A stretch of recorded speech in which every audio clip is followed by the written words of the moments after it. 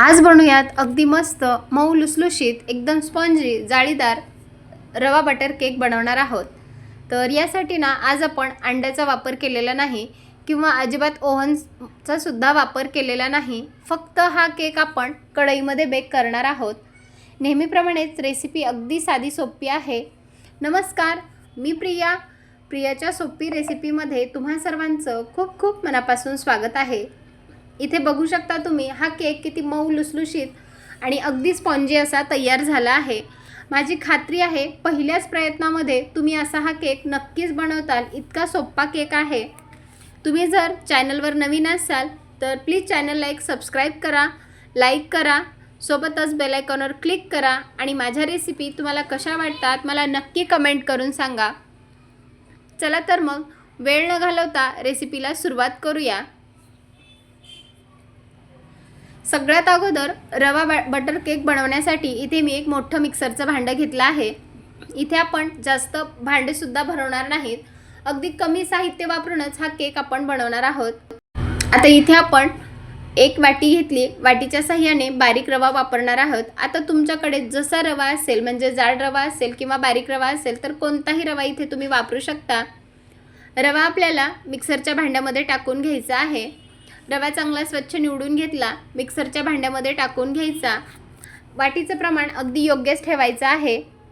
आता इथे मी बटर वापरणार आहे। तर इथे मी बटर जे आहे ना ते मेल्ट न करताच वापरणार आहे। अगदी हलकंसं हे बटर मेल्ट झालेलं आहे। तर बटरसुद्धा या रव्यामध्येच आपल्याला टाकून घ्यायचं आहे। इथे मी जे मोठं एक क्यूब असते ना बटरची त्यातील अर्ध बटर वापरलेलं आहे। तुम्ही बटरऐवजी इथे ऑइलचा सुद्धा वापर करू शकता, म्हणजे जे आपण रिफाइंड तेल वापरतो ना त्याचा सुद्धा वापर करू शकता। आता यामध्येच आपल्याला साखर टाकायची आहे। साखरेचे जे प्रमाण आहे ते तुम्ही तुमच्या आवडीनुसार कमी जास्त करू शकता। इथे मी एका वाटीसाठी 4 चमचे साखर वापरणार आहे। तर एवढं जे साखरेचं प्रमाण आहे ना ते अगदी योग्य आहे। यामध्ये 4 चमचे साखर टाकून घेतली। ज्या वाटीने आपण रवा मोजून घेतला होता त्याच वाटीने आपल्याला 1 वाटी दूध घ्यायचं आहे। सुरुवातीला सर्व दूध यामध्ये टाकून घेतलं। अजून जर आपल्याला दूध लागलंच तर आपण ते नंतर वापरणार आहोत। आता दूध यामध्येच टाकून घेतलं। यामध्ये आता आपल्याला 1 चमचा व्हॅनिला इसेन्स टाकायचा आहे। जर असेल तर टाका, नसेल तर स्किपसुद्धा करू शकता। आता हलकंसं बॅटर मिक्स करून घेतलं आणि आता आपल्याला मिक्सरचं झाकण लावायचं आहे आणि हे बॅटर जे आहे ना ते मिक्सरला याची एकदम छान अशी प्युरी तयार करून घ्यायची आहे। जर लागलंच तर अजून थोडंसं दूध तुम्ही यामध्ये टाकू शकता। तर इथे मला 1 वाटी सुरुवातीला मी दूध वापरलं होतं, नंतर मी अर्धी वाटीपेक्षा म्हणजे पाव वाटी दुधाचा वापर केला आणि दूध टाकून याची कन्सिस्टन्सी ॲडजस्ट केली आहे।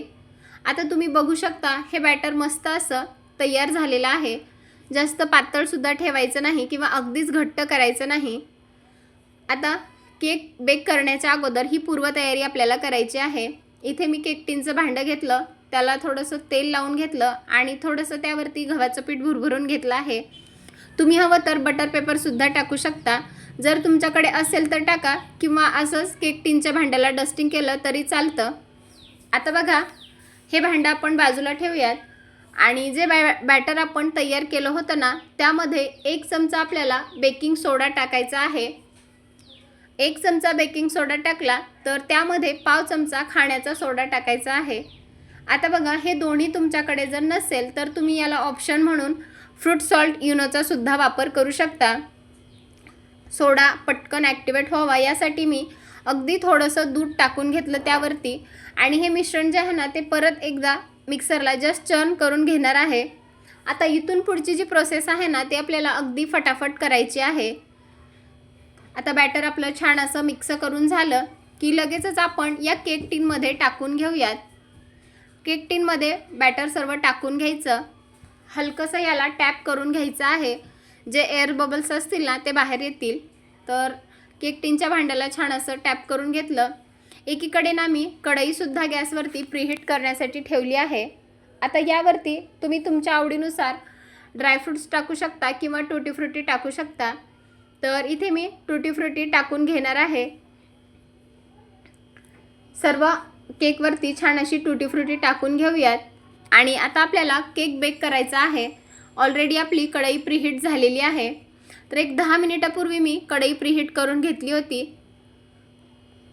यावरचं झाकण काढून घ्यायचं आणि आता आपली कढईसुद्धा छान अशी प्रीहीट झालेली आहे.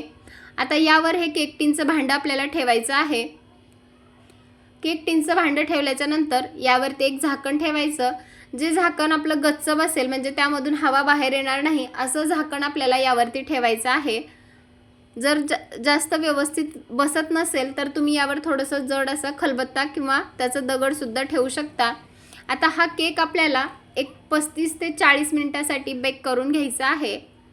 इथे बघा एक 30 ते 35 मिनिट झालेले आहेत. जर तुम्ही सारखं झाकण काढून बघितलं तर पटकन व्यवस्थित केक बेक होणार नाही. त्यामुळे एकदा झाकण लावलं की त्याला एक 30 ते 35 मिनिट उघडायचं नाही. इथे बघा आपला केक छान असा बेक झालेला आहे. त्यामध्ये चाकू खोचून पाहिला तर तो क्लीन निघालेला आहे आणि मस्त असा आपला रवा बटर केक तयार आहे. याला रंग तर बघा किती मस्त असा आलेला आहे. आता केक आपल्याला लगेचच काढण्याची घाई करायची नाही. तर हा केक पूर्णपणे मी थंडगार करून घेतला आहे. जर तुम्ही गरम असतानाच हा केक काढला ना तर तो तुटू शकतो आणि व्यवस्थित डिमोल्डसुद्धा होणार नाही. त्यामुळे पूर्णपणे अगदी थंडगार करून घ्यायचा. नंतर चाकूने आपल्याला कडेने त्याच्या ज्या कटा आहेत ना त्या मोकळ्या करून घ्यायच्या आहेत.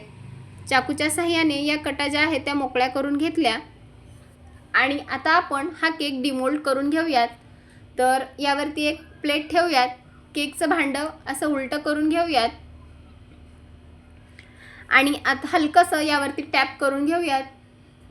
आणि आता तुम्ही बघू शकता आपला केक किती मस्त असा डिमोल्ड झालेला आहे. याला रंग तर किती सुरेख आला आहे ना, तुम्ही बघू शकता. आता केक आपण असं सरळ करून घेऊयात आणि आता हा केक जो आहे ना तो मी तुम्हाला कट करून सुद्धा दाखवणार आहे. अगदी 30 ते 35 मिनिटामध्ये बिना ओव्हनचा बिना मैद्याचा आपला हा रवा बटर केक बनवून तयार आहे. तर केक मी तुम्हाला कट करून सुद्धा दाखवणार आहे. बघू शकता तुम्ही केक किती मस्त मऊ लुसलुशीत आणि याला किती छान अशी जाळी पडली आहे. तर मार्केटपेक्षा जे आपल्या घरामध्ये साहित्य उपलब्ध आहे ना त्यामध्येच हा केक आपण तयार करू शकतो. मार्केटमध्ये भरपूर वेगवेगळ्या प्रकारचे केमिकल्स वापरले जातात. तर त्यापेक्षा हा केक खूपच छान आहे आणि चवीला तर इतका अप्रतिम झाला आहे ना. तुम्हाला हा केकची रेसिपी कशी वाटली मला नक्की कमेंट करून सांगा आणि तुम्हीसुद्धा ना एक वेळेस असा हा केक नक्की बनवून पहा. रेसिपी आवडली असेल तर जास्तीत जास्त लोकांपर्यंत शेअर करा. चला तर मग पुन्हा भेटूयात अशाच एका छानशा मस्त खमंग रेसिपीसोबत. तोपर्यंत धन्यवाद. आणि पुन्हा एकदा सर्वांना एक निवेदन आहे, जर तुम्हाला माझ्या रेसिपी आवडत असतील तर प्लीज माझ्या चॅनलला सबस्क्राईब करा, लाईक करा, सोबतच बेल आयकॉनवर क्लिक करा.